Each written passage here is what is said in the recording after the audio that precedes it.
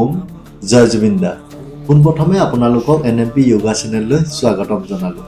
আজি আপোনালোকলৈ লৈ আহিছোঁ উচ্চাৰণস্থল বিকাশ ব্যায়াম।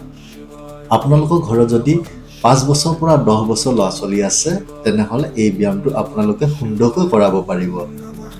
এই ব্যায়ামটো কৰোঁতে আমাৰ কি হয়, আমি প্ৰথমে চিধা হৈ ল'ব লাগে, দুইখন ভৰি লগাই লৈ আমি সম্পূৰ্ণ চিধা হৈ ল'ব লাগে। তাৰপিছত আমি চকু খোলা ৰাখিব লাগে আৰু মুখ বন্ধ কৰি ৰাখিব লাগে। তাৰপিছত আমি কি কৰিম, বাওঁ হাতখন আমি কণ্ঠত ৰাখিম, সোঁ হাতখন আমি তাৰ ওপৰত ৰাখিম। তাৰপিছত আমি নাকেদি দীঘলকৈ উশাহ ল'ম, শব্দ কৰি ল'ম আৰু কণ্ঠত ঘৰ্ষণ কৰি ল'ম। কেনেকৈ কৰিম মই আপোনাক দেখাই দিছোঁ।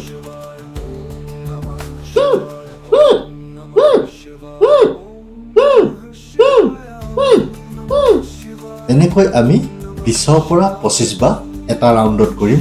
তেনেকৈ 3 বাৰ কৰিম। 20ৰ পৰা 25 বাৰলৈকে আমি 3টা ৰাউণ্ড কৰিলোঁ। তাৰপিছত কি কৰিম, আমি হাত দুখন মোহাৰি গৰম কৰি ল'ম।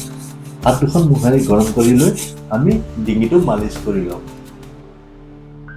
ডিঙিটো মালিচ এইটো কাৰণে কৰিছোঁ, আমি যেতিয়া কণ্ঠত ঘৰ্ষণ কৰি উশাহ লৈছোঁ আমি ডিঙিটো অলপ কষ্ট পাইছোঁ। তাৰপিছত হাতৰ গৰম পৰশে আমি ডিঙিটো মালিচ কৰি লৈছোঁ। এই ব্যায়ামটোৰ পৰা আমাৰ কি লাভ হয়, আমাৰ উচ্চাৰণ স্থলটো স্পষ্ট হয়, মজবুত হয় আৰু আমাৰ কণ্ঠস্বৰটো ভাল হয়।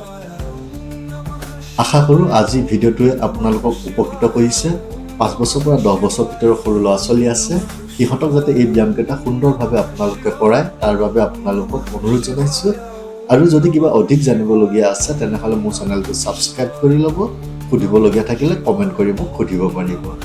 আজিলৈ আহিছোঁ। ওম জয় জুবিন্দা।